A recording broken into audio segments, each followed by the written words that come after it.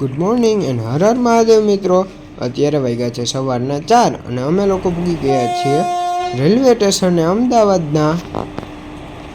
Kalupur railway સ્ટેશનનું કામ ચાલુ હોવાથી અમદાવાદના તાંદલોડિયા રેલવે સ્ટેશને ટ્રેન ઉભતી હતી બધી જ, એટલે અમે લોકો પણ ત્યાં જ ઉતરી ગયા અને થોડીક જ વારમાં ટ્રેન વહી ગઈ અને અમે ટ્રેનને ટાટા કહીને અમે લોકો ચા પીવા આવી ગયા હતા, કેમ કે સવારનો ટાઈમ હોય અને ફૂલ ઠંડી હોય એટલે ચા તો પીવી જ પડે।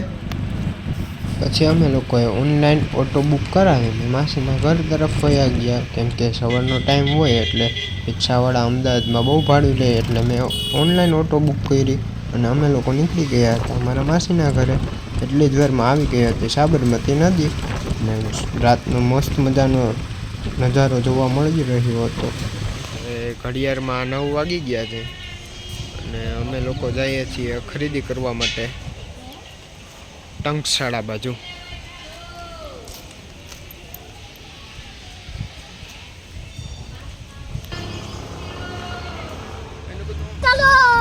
ચાલો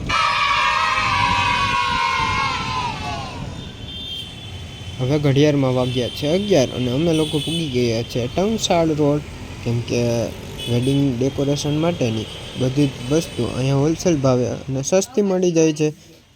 અમે લોકો 2-3 શોપની વિઝિટ લઈને ભાવનો અંદાજ કરી લીધો અને બધી જ વસ્તુ એક પછી એક જોવા માંડ્યા હતા।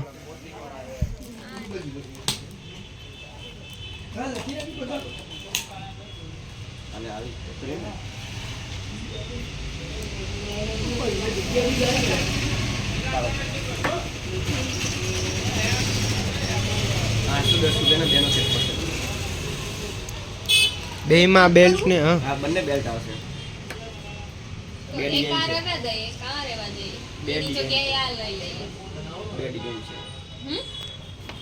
જેમ કરવું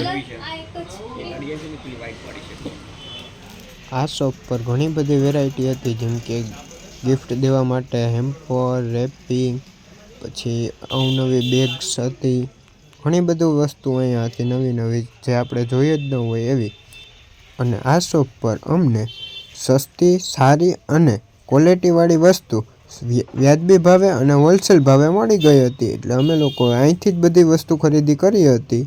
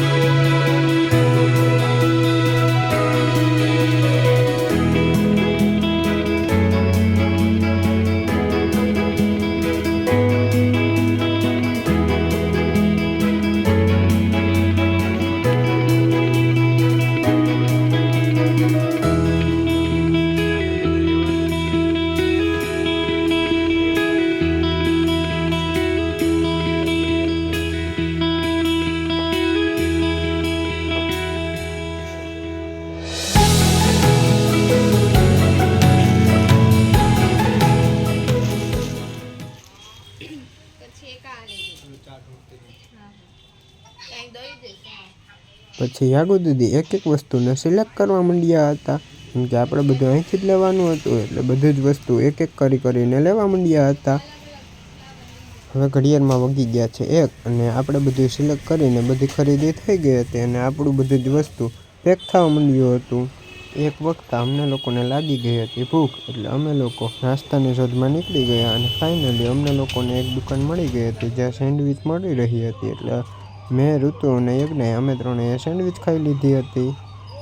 સેન્ડવિચ ખાઈને અમે લોકો નીકળી ગયા હતા રતનપોળ બાજુ, કેમ કે અહીંયા વેડિંગ કલેક્શન માટેની ઘણી બધી શોપ હતી, એટલે યજ્ઞબેનને કપડાં લેવા હતા, એટલે અમે લોકો નીકળી ગયા હતા કપડાં લેવા માટે।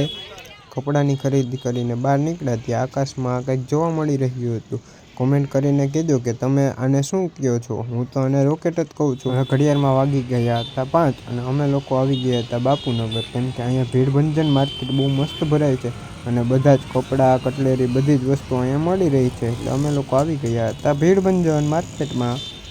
A few moments later. હવે ઘડિયાળમાં વાગી ગયા હતા 7 અને અમારી લોકોની ખરીદી પૂર્ણ થઈ ગઈ હતી અને ટોટલી એટલા બેગ ભરાણા હતા. અમારે લોકોને રાતે 10 વાગ્યાની ટ્રેન હતી એટલે અમે લોકો નીકળી ગયા હતા રેલવે સ્ટેશન જવા માટે. અમારી પાસે બહુ બધો સામાન હતો એટલે મેં ઓનલાઈન કેબ બુક કરી દીધી હતી. અમારે લોકોની 10 વાગ્યાની ટ્રેન હતી પણ અમે લોકો 9 વાગે નીકળી ગયા હતા, કેમ કે બાપુનગરથી ચાંદલોડિયા બહુ દૂર થતું હતું. પ્લસ અમદાવાદની ટ્રાફિક જોઈને પપ્પા કહે કે આપણે વહેલા નીકળી જઈએ તો સારું રહેશે. પછી અમે લોકોએ સાબરમતીને ટાટા બાય બાય કહીને પૂગી ગયા રેલવે સ્ટેશને. પૂગી ગયા છીએ રેલવે સ્ટેશને. એટલો બધો સામાન લઈને આવ્યા, શ્વાસ ચડી ગયો. ટોટલ 8 ઠેલા છે અને 5 મોટા પાર્સલ છે. હા, મરી જવાના hier કઈ રીતે પુગાડી હવે જોઈએ. નાસ્તો કરવા બેસી ગયા છે સિંગ અને ચીકીનો. યજ્ઞાબેનને ઋતુબેનને લાગી ગઈ હતી ભૂખ. હવે ઘડિયાળમાં વાગી ગયા છે 10 અને 10 અને અમારે લોકોની ટ્રેન ઉપડી ગઈ હતી. A few moments later. હવે ઘડિયાળમાં વાગી ગયા હતા સવારના 4 અને અમે લોકો પૂગી ગયા હતા જુનાગઢના રેલવે સ્ટેશને. અમારા લોકો પાસે એટલો બધો સામાન હતો કે અમને કોક કુલી માની લે એટલો બધો અમારી પાસે સામાન હતો. જુનાગઢ આવતા જ અમને લોકોને લાગવા માંડી હતી બહુ જ ઠંડી.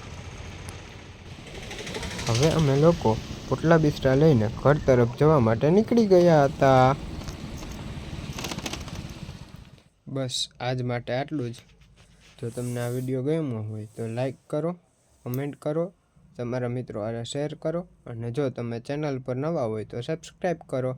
અને આપણે જે વાત થઈ હતી કે ઇન્સ્ટાગ્રામમાં એકાઉન્ટ બનાવશું તો એ ઇન્સ્ટાગ્રામમાં એકાઉન્ટ બની ગયું છે.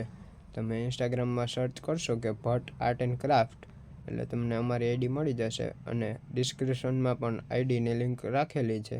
તો બધા લોકો ફોલો કરજો અને સપોર્ટ કરજો. Thank you. Bye bye. Har Har Mahadev.